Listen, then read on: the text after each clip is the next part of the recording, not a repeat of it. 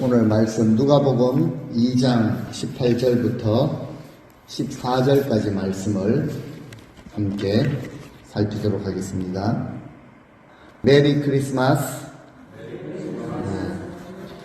오늘 우리 주님께서 우리 죄를 용서하시기 위해 인간의 몸을 입고 이 땅 가운데 오신 구주 강생이라고 그렇게 표현을 저희가 하는데요. 이 땅에 오심을 감사하며 그 주님 앞에 큰 찬송과 영광을 돌려드리는 성탄 주일입니다. 하나님이신 주님께서 인간의 몸을 입으시고 이 땅에 오신다라는 이 사실은 구약 성경에 이미 주님 오시기 수백 년 전부터 예언하신 그 말씀입니다. 이사야서 7장 14절을 한번 우리 읽어보시겠습니다. 그러므로 주께서 친히 징조를 너희에게 주실 것이라. 보라, 처녀가 잉태하여 아들을 낳을 것이요 그의 이름을 임마누엘이라 하리라. 아멘. 이사야 선지자가 한 600년 전쯤인가요? 주님 오시기 전 수백 년 전에 처녀가 잉태하여 아들을 낳을 것이라 라는 예언의 말씀을 주셨고, 마태는 그 복음서를 기록하면서 1장 21절에서 23절 이 예언의 말씀이 성취되었다라는 것을 우리에게 알려주고 있습니다.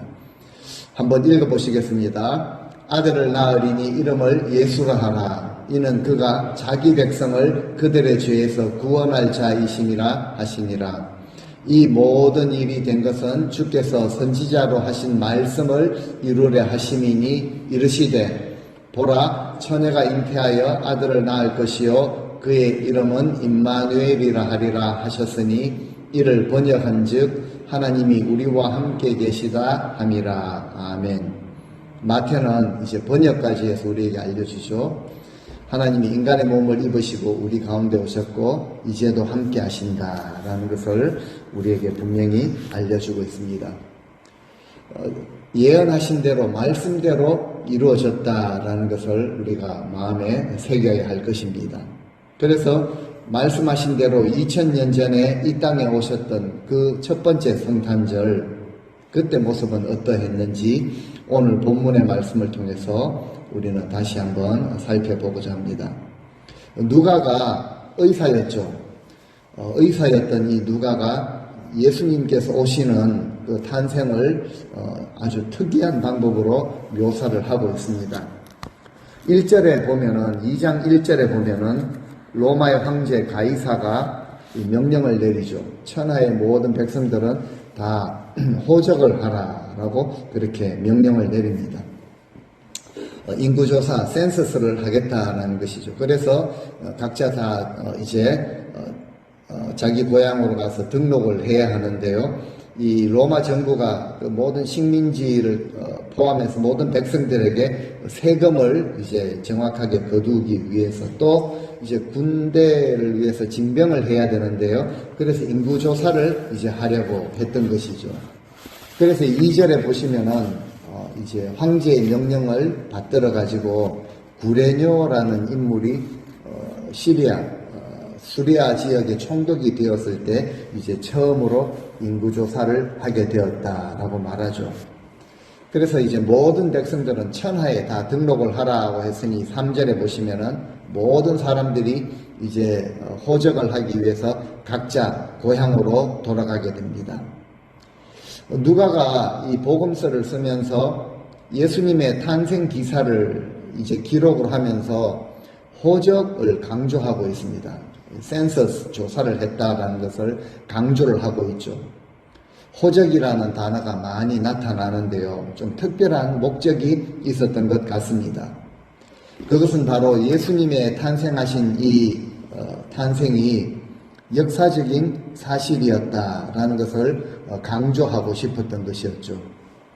어떤 국가기관이나 어떤 단체든지 또 학자들이 되었든지 역사적인 사실을 기록할 때에는요, 이것이 언제 어디서 어떻게 일어났다, 그리고 그 당시 시대 배경이 어떠했다라는 것을 객관적으로 기록을 하는 것입니다. 그것에 대한 느낌, 자신의 생각을 적는 것이 아니라 사실을 그대로 기록을 해야 하는 것이죠. 누가의 기록이 그러합니다. 언제 어디서 어떤 배경 가운데 어떤 일이 있었는지를 분명하게 기록을 하고 있는 것이죠.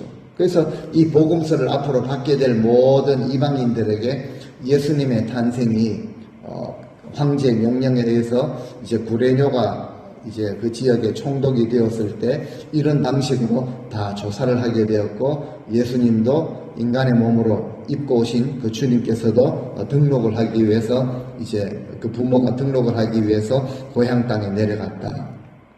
요셉이 이제 마리아 임신을 하게 된 약혼녀를 데리고 나사렛에 살고 있었는데요, 자기 고향 베들레헴으로 갔다. 4절에 그렇게 기록을 하고 있죠. 그때는 마리아가 임신을 한 상태였습니다. 그 전에 이제 마태가 다 기록을 하고 있었죠. 이 요셉은 마리아가 이제 임신한 사실을 듣고 놀랄 만큼 놀랐습니다. 그래서 의로운 사람이었기 때문에 조용히 파혼을 하고자 했죠.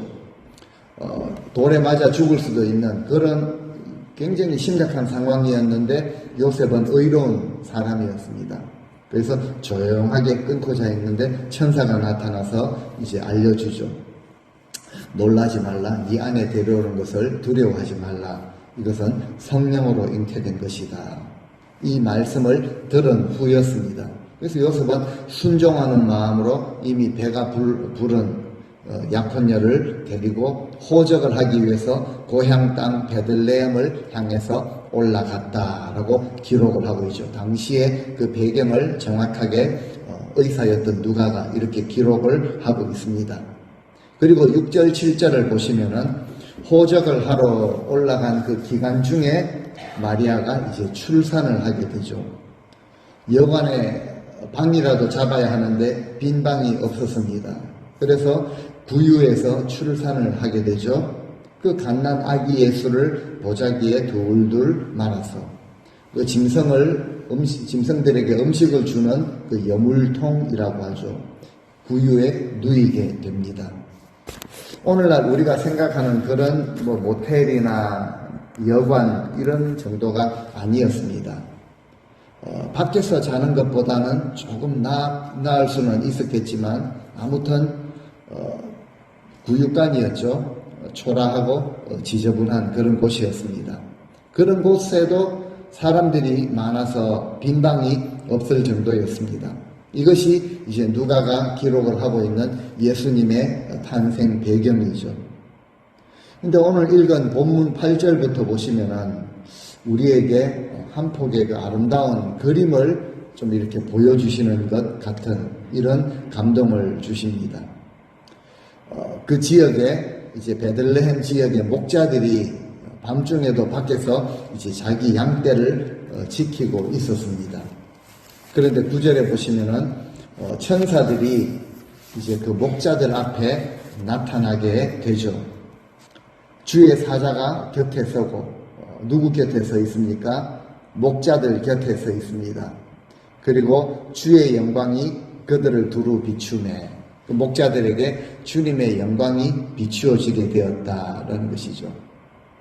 밤중에 밖에서 양떼를 치고 있었던 목자들이 가장 먼저 주의 영광을 보게 되었습니다. 밤중이었습니다.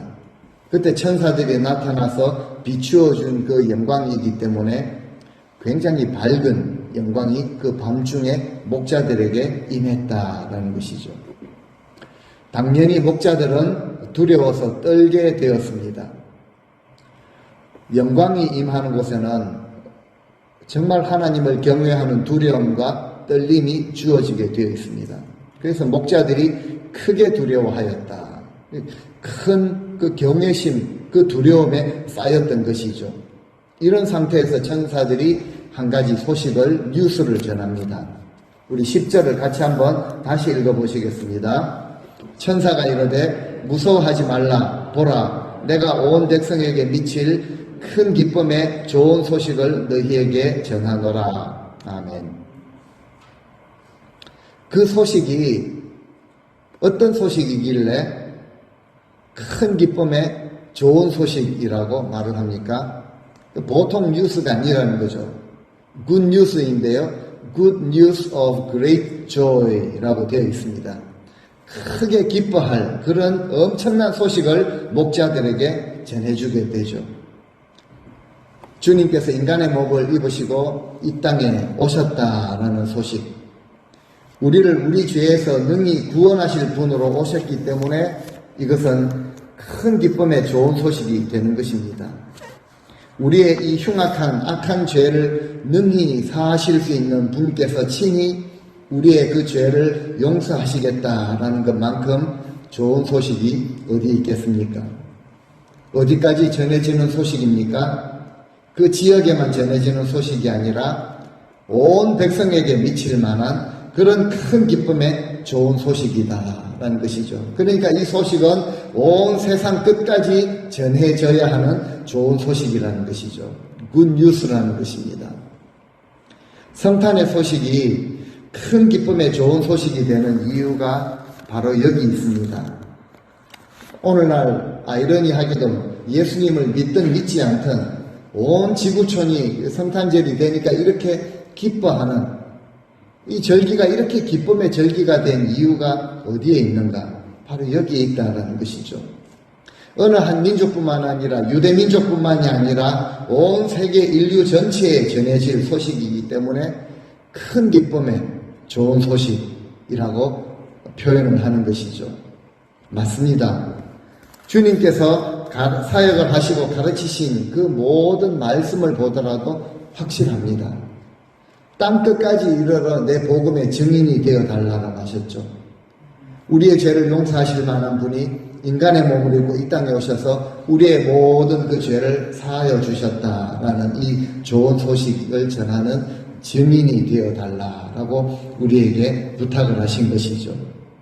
그래서 이 크리스마스의 소식은 큰 기쁨의 좋은 소식이 되는데 누구에게 전해지게 됩니까? 막연한 온 세상에 막연한 그런 대상이 아니라 구체적으로 그 소식을 지금 누구부터 전해주는가? 11절에 보니까 이렇게 말합니다. 오늘 다윗의 동네에 너희를 위하여 구주가 나셨는데 곧 그리스도 주가 되시는 분이시다 라고 전합니다. 다윗의 동네에 너희를 위하여 주님께서 이 땅에 오셨다라는 것을 말합니다. 그 소식이 전해지는 대상이 구체적으로 나와 있죠. 온 세상에 전해지는데 그 세상 구석구석 마을마다 이것이 적용되는 말씀입니다. 그 동네에 너희를 위하여, 너희라는 이 단어에 오늘 우리 모두가 포함되어 있다는 사실이죠. 사코마 동네에 이 도시에 우리를 위하여 주님께서도 오셨다는 것이죠. 태어나신 장소가 전부 한국일 것입니다. 한국 어느 동네에 여러분들이 태어나신 그 도시에 그 시골 마을에 주님께서 저와 여러분들을 위해서 이 땅에 오셨다라는 것이죠. 바로 우리를 위한 소식이다라는 것을 성경이 말해주고 있습니다. 주님께서 이 땅에 오신 이유가 무엇인가? 바로 죄의 문제를 해결하지 못하고 죽어야 했던 우리 자신을 위하여, 나 자신을 위하여서 주님께서 이 땅에 오셨다라는 것입니다. 구주가 나셨으니, 나셨다라는 단어가 여러분들 문법을 조금 아시겠지만 수동태로 기록이 되어 있습니다. 즉 하나님께서 보내신 자라는 의미를 가지고 있죠. 하나님이 세상을 이처럼 사랑하사 독생자를 주셨다라고 요한은 그렇게 기록을 하고 있습니다. 주님은 하나님 아버지의 뜻에 순종하시며 그 하나님의 뜻과 목적을 이루시기 위해서 자신을 낮추시고 인간의 몸을, 피조물의 몸을 입으시고 이 땅 가운데 오신 것이죠. 그래서 12절에 보니까 이제 목자들에게 말합니다. 너희가 가서 강보에 쌓여, 그러니까 갓난 아기를 싸는 그 보자기죠. 보자기에 포대기에 쌓여서 구유에 누워 계시는 아기를 볼 것인데 이것이 증거다라고 말을 해줍니다. 이런 놀라운 이야기를 목자들이 천사들로부터 지금 듣고 있는데 더 놀라운 일이 일어나게 되죠. 하늘에 천군과 천사들이 찬양하는 이런 소리를 듣게 됩니다. 13절 보시겠습니다. 갑자기 수많은 천군과 천사들이 함께 하나님을 찬송하게 됩니다. 천사들이 나타나서 찬양을 드렸다라고 해도 되는데 천군과 천사들이라고 표현하고 있죠. 천군, heavenly host, 하늘의 군대라는 의미입니다. 땅의 군대 엄청나죠. 군사력을 가지고 파괴력을 가진 군대 엄청납니다. 무서운 존재이죠. 그런데 지상의 군대가 아니라 하늘의 군대입니다. 아마 모든 천군과 천사들이 다 동원이 된 것 같습니다. 주님께서 우리의 죄를 용서하시기 위해서 이 땅에 오신 이 사건이 얼마나 놀라운 소식인가를 드러내는 증거라고 볼 수 있습니다. 하늘의 모든 존재들까지도 하나님의 그 구원 계획을 따라서 순종하심으로 인간의 몸을 입고 이 땅에 오신 예수 그리스도를 기뻐하며 축하하는 대단한 인물 생신 잔치에만 가도 얼마나 축하를 하고 기뻐합니까? 하지만 하나님의 아들이 인간의 몸을 입고 우리를 구원하시기 위해서 오신 그 주님을 기뻐하며 축하하는 이 모습이 이렇게 그려진다는 것이죠. 천군과 천사들이 어떻게 찬양을 하고 있습니까? 우리 마지막 14절인데 같이 한번 읽어 보시겠습니다. 지극히 높은 곳에서는 하나님께 영광이요 땅에서는 하나님이 기뻐하신 사람들 중에 평화로다 하니라. 아멘. 먼저는 이 천군과 천사들이 하나님께 영광을 올려드립니다. 그리고 그 땅의 모든 사람들에게 평화를 빌어주는 모습이죠. 이것이 바로 주님이 처음으로 이 땅에 오셨을 때 첫 번째 성탄절의 모습입니다. 기뻐하며 찬양하는 모습이라는 거죠. 그 핵심 내용이 무엇입니까? 하늘의 그 모든 천군과 천사들이 하나님께 영광을 돌려드리고 있습니다. 우리에게 가르쳐 주시는 것이 있죠. 영광은 반드시 그리고 모든 것을 하나님께 올려드려야 한다라는 사실입니다. 모든 영광을 받으시기에 합당하신 그 분 앞에 살아가는 존재라면은 우리는 감히 내 영광 거론할 수가 없습니다. 그렇게 못합니다. 그렇게 해서도 안 됩니다. 사람이 조그마한 영광이라도 관리할 능력이 있는가? 없습니다. 불쌍하게 보일 만큼 영광을 유지하려고 하지만 오히려 악취만 풍길 따름이죠. 그래서 우리 인생에게 정말로 필요한 것은 영광이 아닙니다. 주님께서 허락하시는 평화이죠. 비록 낮은 곳에 처하였다 할지라도 어렵고 힘든 삶을 살아가고 있다고 할지라도 주님께서 우리의 구원자가 되시는 것을 우리가 기뻐할 때 그 기뻐하심을 입은 사람들에게 주시는 것이 바로 하늘의 평화이죠. 이 평화가 우리에게 필요한 것이기 때문에 주님께서도 너희에게 평강이 있을지로다. 너희에게 평강을 주노니 부활하신 후에도 평강이 너희에게 있을지로다 라고 빌어주신 것이죠. 우리가 낮아지고 섬기고 베푼 만큼 하나님 나라에서 우리는 영광을 그때 누리게 될 것입니다. 그리고 이 땅을 사는 동안도 이것을 바라고 살아가기 때문에 우리의 마음에는요 평안을 누리게 되는 것입니다. 절대로 이 땅에서 누릴 수도 없고 누려서도 안 되는 것이 바로 영광입니다.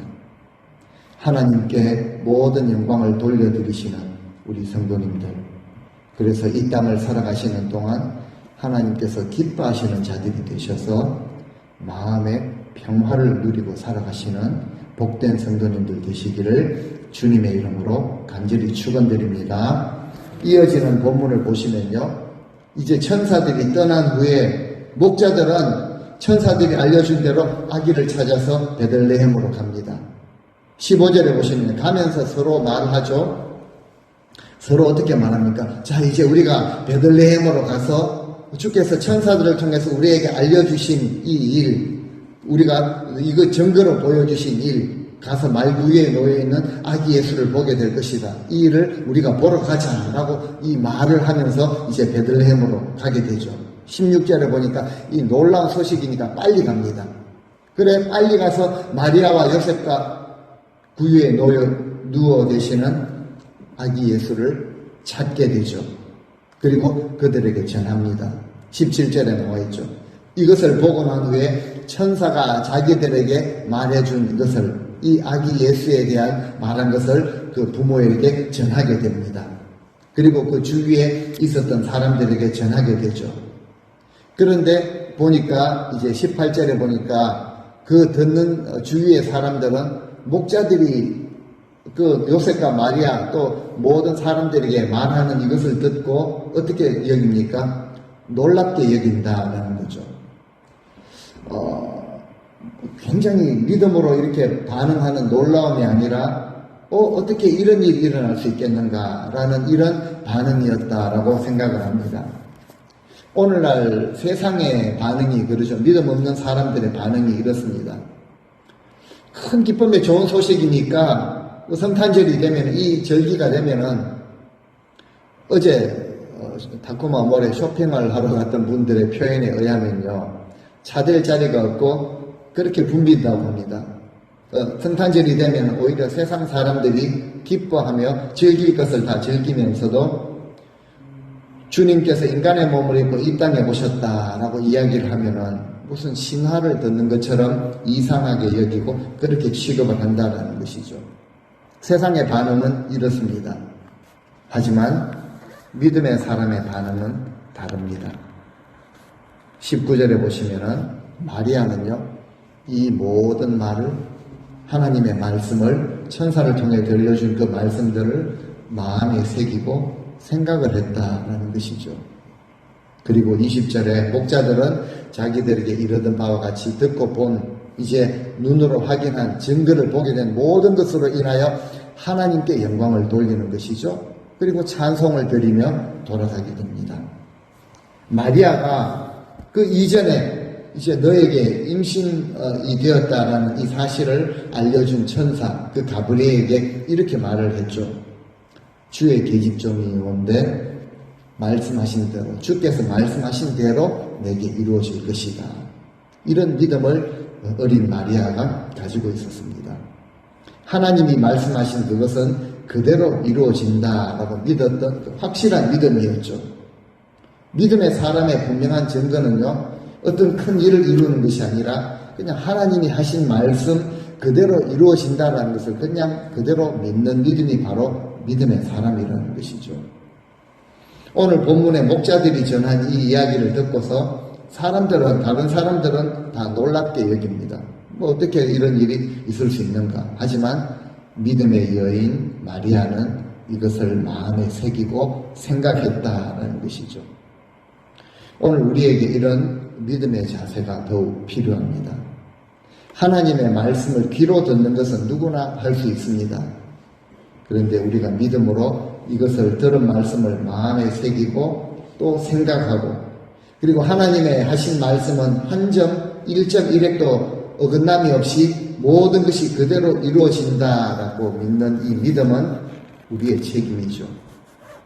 주님께서는 이 큰 기쁨의 좋은 소식을 오늘 성탄 주일 아침에 저와 여러분들에게 또다시 들려주십니다. 특별히 오늘 성탄 주일 아침에 아기 예수님의 탄생을 진심으로 감사하며 기뻐하며 축하하며 기념하는 우리들에게 하나님께서 큰 기쁨의 좋은 소식을 들려주시죠. 오늘 다윗의 동네에 너희를 위하여 구주가 나셨으니 곧 그리스도 주시다. 우리를 우리 죄에서 구원할 자이시다. 라는 소식을 또다시 들려주십니다.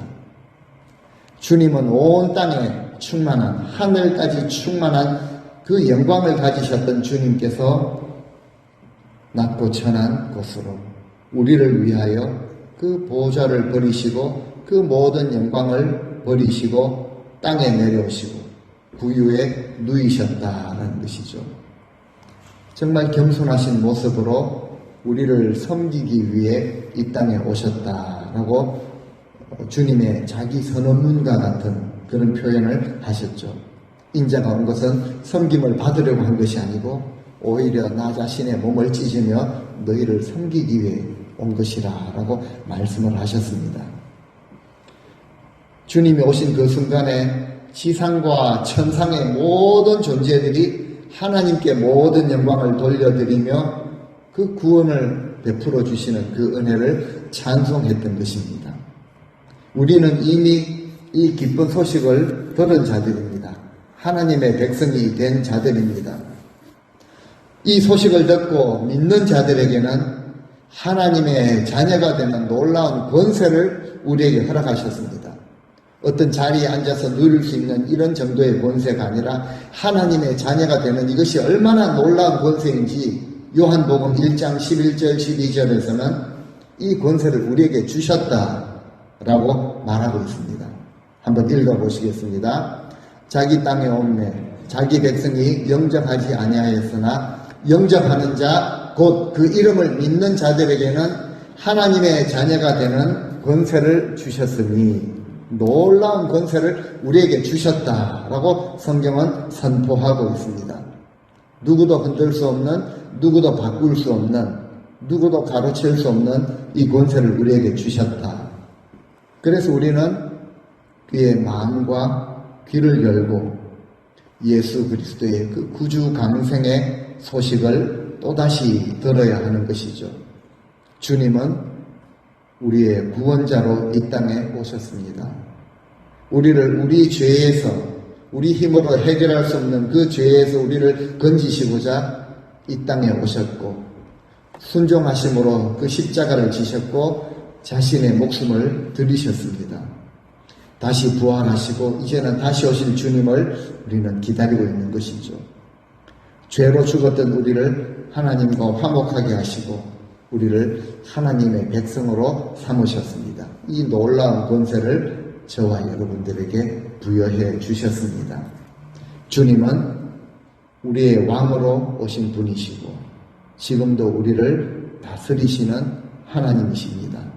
그리고 약속하신 대로 이 땅에 심판의 주님으로 재림하실 재림의 주님이 되십니다. 이 계절, 성탄의 계절 다시 한번 온전히 우리 주님을 보내신 우리 하나님 그리고 순종하심으로 오신 주님 앞에 모든 감사와 영광을 돌려드리시고 찬송하시며 우리 삶에는 하나님이 베푸시는 하늘의 평안이 가득 임하는 복된 성탄의 계절 보내실 수 있기를 우리 주님의 이름으로 간절히 축원드립니다. 아멘.